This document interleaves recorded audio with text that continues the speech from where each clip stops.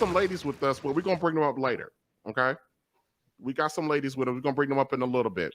But I want to ask my original question. Okay, so when you look at blackdemographics.com and they really follow what's going on with us, and they came out with the conclusion that 54% of black men are single, childless, earn enough money to be in the middle class. And then on those principles alone, those seem to be one would think that those are like the salt of the earth men. They earn enough money to be in the middle class, meaning they earn over $45,000 a year. The average middle class, the average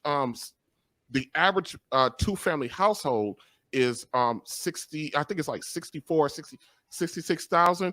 And so the black man, he earns at least 45 grand a year. That's about 70% of the two-family household.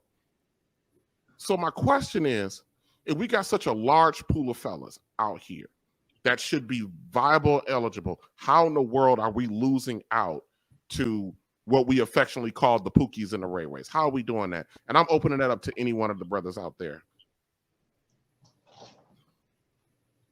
Man.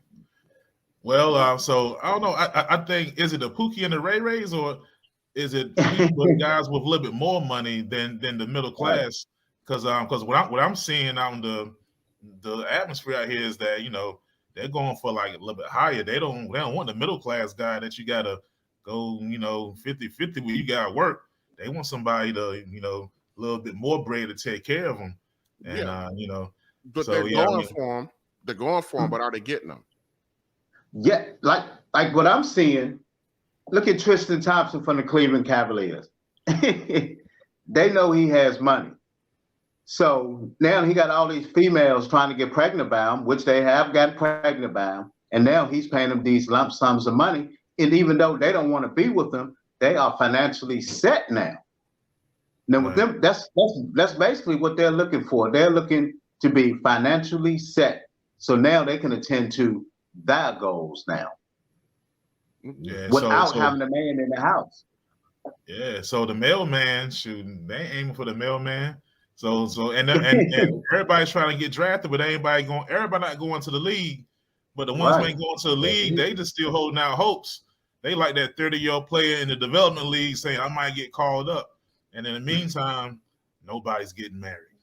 Ain't nobody getting married, but the fact of the matter is the majority of our women are not having kids with the Tristan Thompsons or the PJ Tuckers of the world. Shout out to Brittany Renner. The majority of our women are not having kids by it, because if that's the case, then we ain't got no problems. Because but the vast majority of our women, they're not out there giving the highest honor to those kind of guys. Now, yes, our women, recently, I'd say within the last 10 or 15 years, they've all, regardless they got babies or not, been shooting their shot at the top 1% of guys. But yet, our women still talk about they want somebody to be faithful, but yet you want to put yourself in a situation where the top earners of our guys win throughout the course of history have the top dogs of men ever had one woman. It's rare. I mean, look at Bill Gates' goofy butt. Little did we know when they filed for divorce, it came when they released a joint statement. This man had a whole side chick for 30 years that his wife approved of. That's Bill Gates. Well, before Bill Gates, before he was Bill Gates, he was just William, Yeah. and Bill Gates. But our women want that top, but they don't want to play the role of the second wife or the third wife or whatever. They want to be number one with exclusivity, and that's not typically what happens on that level. But 54, I want to go back to, want to kind of bring it back. 80% of our women have kids by 18 to 20% of our men. That's who they have kids by. 54% of black men don't have any children. Yeah, and too. So I think also what happens, I think a lot of different things happen, but I think a lot of times when they're younger, that's Pookie and Ray Ray time. When you're having fun, they're having fun. It's time, I'm trying to get the back broke, and they doing this thing. Yeah, Pookie, but he'll be all right. And now you got the baby. Then later on, it's like, I gotta do better than this. You got to do better than this. You got to do better than this. And guess what? Guess who they come. All of a sudden find those in the 54%, the salt of the earth, the responsible guys who took care of themselves. Now they're looking at them saying, "Oh, maybe I deserve a better man." Yeah. And then the 54% is sitting there like, nope. Okay, I've been on my hustle and bustle on my grind for almost 20 years, and now you want to come ran through with 4 different dudes' kids, and you want me to accept that? And you know what, TJ? It's funny you said that because, like, before I became an author, I would get like the little plain Jane. You know how we do on the streets, whatever, boo. Then I became an author. Then it's like, females that I know that wouldn't even mess with me. Now they're like, well, let me see. Let me try to, hey, how are you? They come at me in a different way. And I'm sitting there laughing like, so where was you at when I was doing this and that? You know what I mean? And it's funny because women look for that come up too, just like us men. We look for that come up. We look for it in a different way, but they look at that come up through us. But here's the thing about hypergamy. What you just described, Hezekiah, is what they call hypergamy. There is absolutely nothing wrong with a woman who want a guy on a certain level, or won't come, or come through when they see you progressing or working on. I mean, you. That's security for her. Her nature is to find security. Point blank in the discussion. So there's no knock or no hustle on the lady for doing that. The problem comes in is when we talk about expectations, or when she brings somebody else's responsibility and put it on your lap and say, you need to do more for his stuff than he has to, and you should be glad to do it because guess what? You got me. Nah. Hey, but too, so we gonna go back to men. All right. So a lot of times with guys too, now we get, I call them Peter Pan guys. You got the guys who want to stay young and out in the streets forever. And you got your grays, you in the club looking old, women calling you sir, and you still trying, and now you want a family. Now, once you got the men got a little wall too, I think, for average men. Not the rich guy. So you start getting the grays, you gotta play stepdaddy. You wait too long, you're gonna have to get them that. You get stepdaddy time. You get into them 40s, you out here in the streets.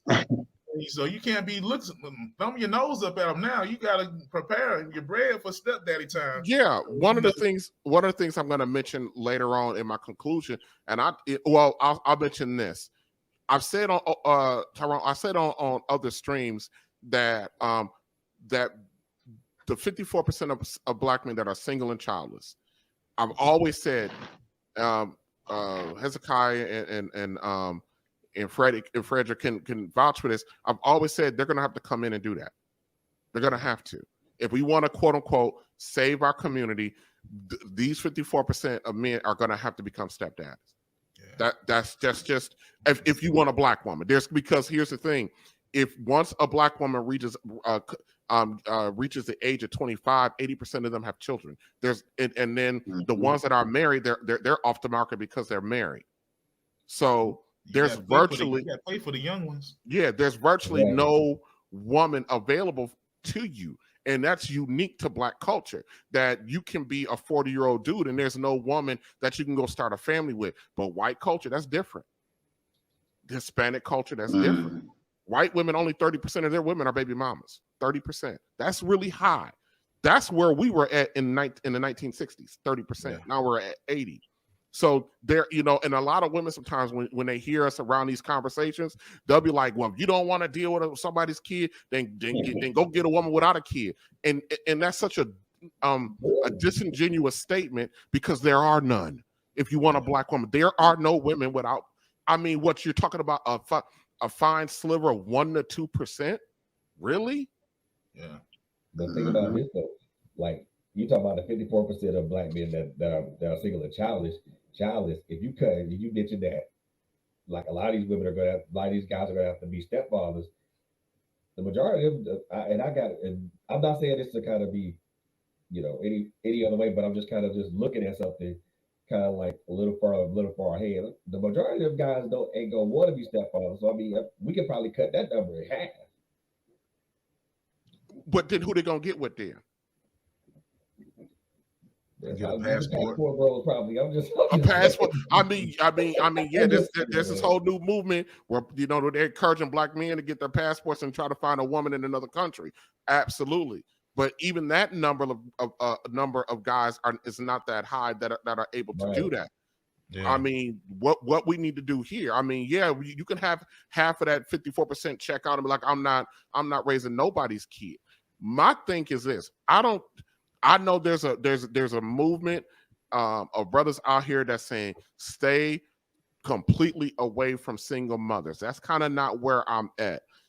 Mm-hmm. Where I'm at is if you have to date a woman with children, make sure that you are dealing with a woman who understands what you're going to have to do is a job that requires a lot of heavy lifting.